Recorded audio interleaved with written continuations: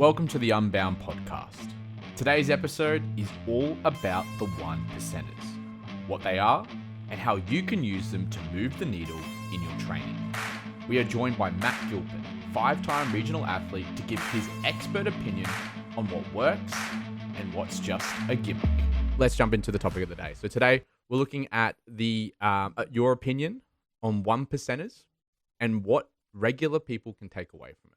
Ooh. So first things first, describing what 99% of fitness is, and agree to disagree.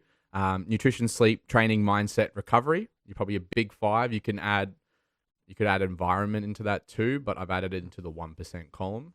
As you could have a terrible environment, but have good 99 percenters, and you'd still do all right. Yeah. Oh man, this is a funny question. Yeah, like I feel like obviously, you know, if we're talking like the one percenters, and people are gonna look at, like, if I were to take this really broad, I don't really think it's like the one percenters aren't separate. Yeah. It's like it's a 1%er that gets added onto your 99%. So take training, for example. Like, you know, if you want to perform at the highest level, like you can train till your face falls off, right? Like, but then there's certain things. It's like, you like the 1% to that to me is like, are you deliberate with your training? Are you, you know, if you go into a metcon of, I don't know, clean and jerks and toes to bar, are you focused on a certain thing during that metcon, or are you just trying to go as fast as you can? Like, I think that's kind of it. It's training. It's not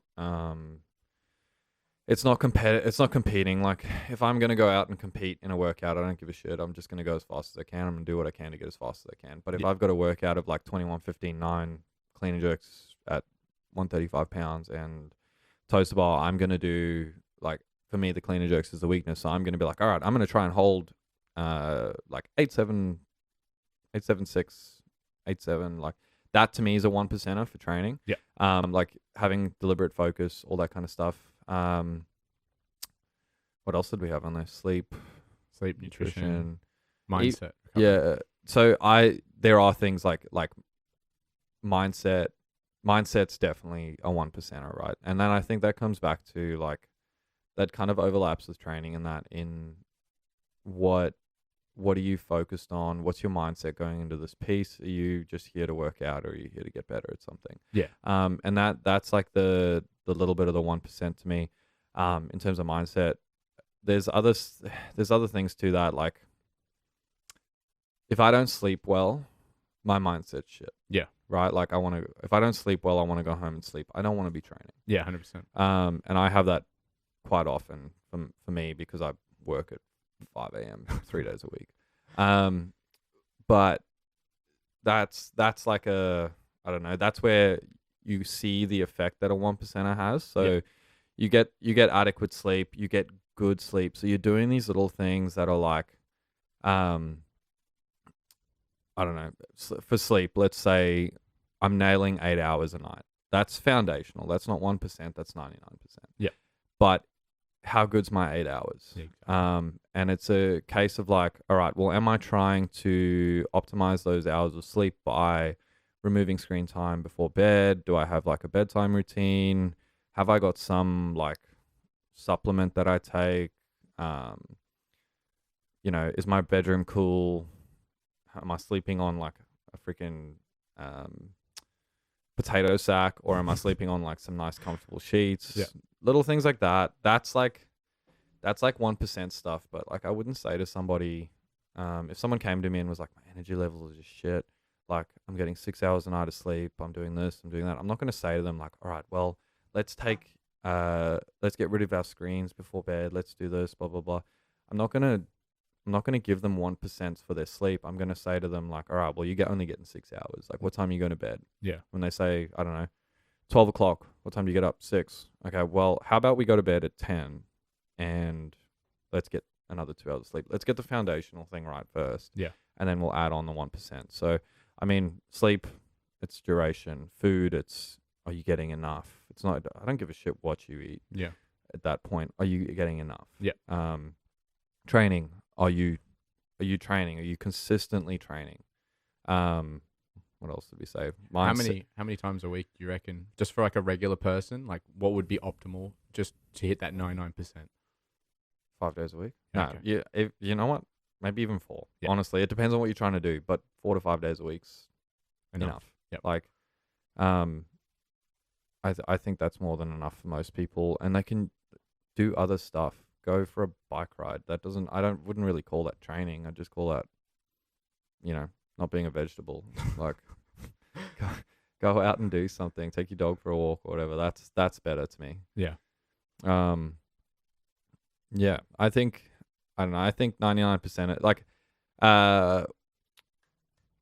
you've got to put the effort in on foundational things. You got to train enough. You got to and not train too much. You've got to sleep enough. You've got to eat enough. You've got to recover enough. Like, that's such a big thing that people miss. And that doesn't mean you have to sit in a foam roller for 2 hours. It just means like, do something to down regulate your system. Training's hard. Like, you get ramped up. You get, you're always like this while you're training. Go and do something else. Go for a walk. Like, sit and chill in the backyard with your dog or your cat or your kid. I don't know. And just relax. Yeah. Right. Like, people need more of that stuff. I think 1%ers are important, but 1%'s for the 1%. Yeah, exactly. You know what I mean? Or the people that are struggling to make something move. Yeah. So Like- they've done the 99%ers. They've capped out Yeah. on like what the potential is. Yeah. Then to try and move the needle further, they're going to have to add some of these things that you were mentioning. Exactly. Cool. So that's like the basis of the 99%ers. But let's talk about some of the 1%ers. Not too in depth, but just more specifically make people aware of what some of them may be. I've got a few written down, but obviously if you've got any extras that or you use yourself, add it in. But we're going to start with just the main ones that people would generally actually probably add into their routine without actually fixing the problem, which is, their sleep, their training, etc.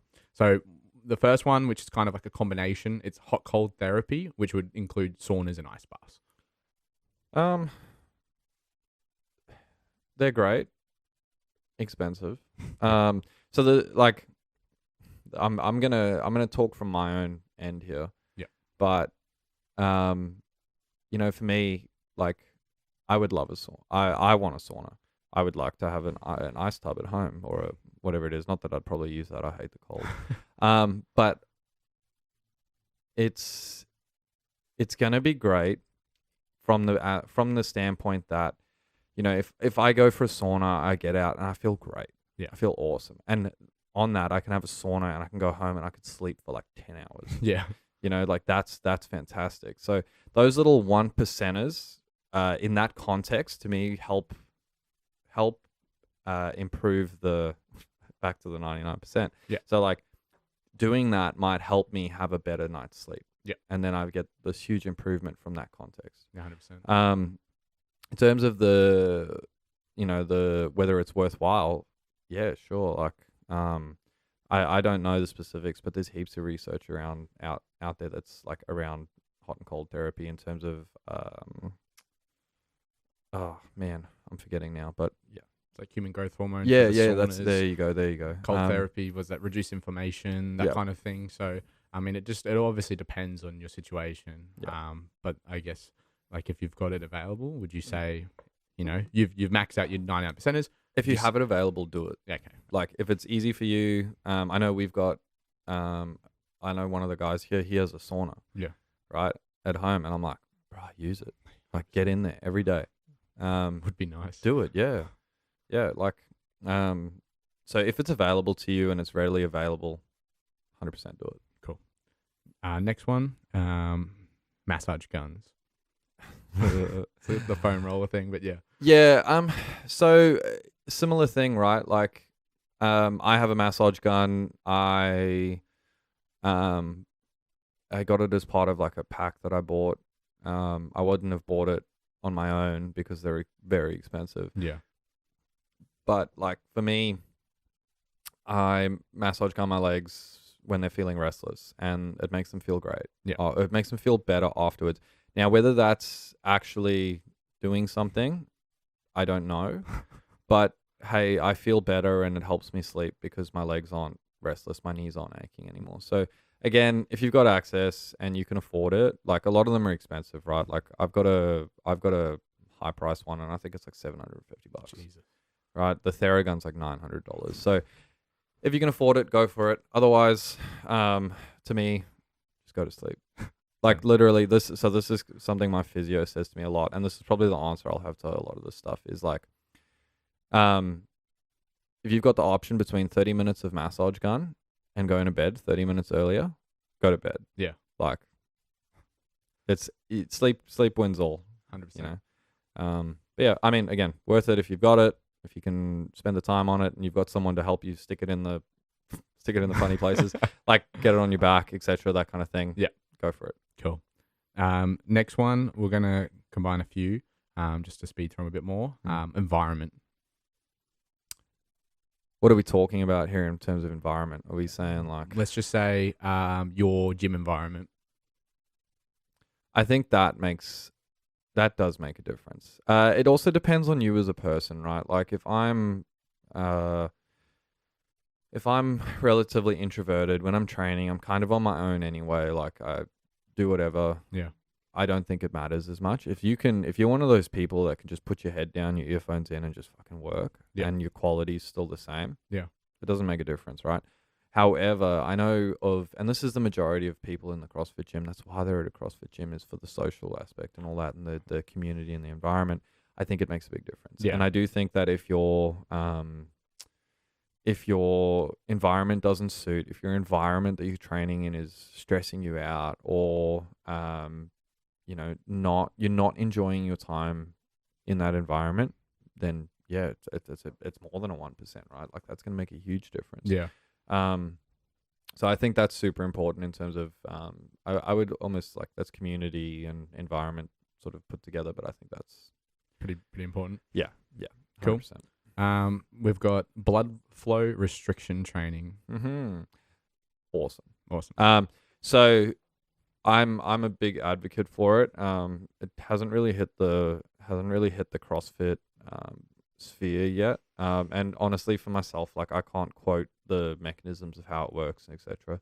I mean, I can give you a brief rundown, but the benefit to that relative to the cost is phenomenal, right? Like, you can stick blood flow restriction cuffs on for so many things. I use them for something called an IPC protocol, which is like it stands for ischemic preconditioning, where you wear them before a bout of exercise or whatever. Yeah. Crank the pressure right up. You do 5 minutes on, 3 minutes off for 2 to 3 sets. And the purported benefits are like reduced DOMs, increased blood flow prior to exercise, increased performance, etc. And I've noticed that, like I find that very true. Yeah. You get other benefits from it, like rehab associated. I don't have to lift as heavy to get similar stimulus through a limb. So if I've got a knee injury or something like that, or I've got a knee that flares up from heavy squatting, I can get similar loads similar stimulus through my knee with lesser load. So I think that's great. But I do think you need to have somebody that knows what they're doing help you with it. So blood flow restriction, phenomenal. However, you do need help. Like for the most part, you need help. Yeah. You need to have some kind of understanding of what you're doing. So just come to Matt if you need help. Come to Matt if you need help. Yeah. Last one, DEXA scans, and just any form of like test. It's great, isn't it? It's great as a trend monitoring tool. I think as an absolute measure, people should not take it to heart as much. So it's the same as like people on a scale. Like everyone's looking at the scale and they're like, oh my god, I've put on so much weight. And it's like, yeah, but you've got a fucking 6-pack now. Yeah. Like, yeah, you've put on weight, but you don't have a tummy anymore. Yeah, exactly. Like, you've put on weight because you've put on muscle. So I think DEXA scans are great in terms of monitoring the trend. How is what you're doing improving things? Like, oh look, my body fat percentage is going down, my weight's going up. I guess that's not so bad. Yeah. You know, I'm getting what I want. It's not about those numbers. So I think they're a good tool if used properly. People just need to remember that they're monitoring a trend over time, not it's not an absolute measure that you take to heart every time. Sounds good. So in summary, what should the casual CrossFitter or regular gym goer take away from this? Sleep more. Okay. Hold on. Like, I think sleep more. Eat a little bit more. Like if you're feeling tired and underfueled, you probably are. Eat more. And then just, your body works hard for you. Like take the time to look after it. And again, whether that's by a little bit of extra sleep, a little bit of extra foam rolling or stretching, or just something to, whether it actually does anything or not, make it feel better. Mm-hmm. Do it. Yeah. Like you can't come in here and beat the shit out of your body and then go home and expect it to perform for you the next day. Or like Michael, go out drinking. Yeah, go out drinking and not turn up for your podcast. I mean, I guess he didn't just not turn up. He did tell us. Yeah. He's going to love this. Well, that's awesome. So that's our episode on mainly your opinion on the one percenters and what regular people can take away. Thanks for listening to the Unbound podcast. Be sure to send us your questions at Unbound Athletic on Instagram. Thank you, and I'll see you on the next episode.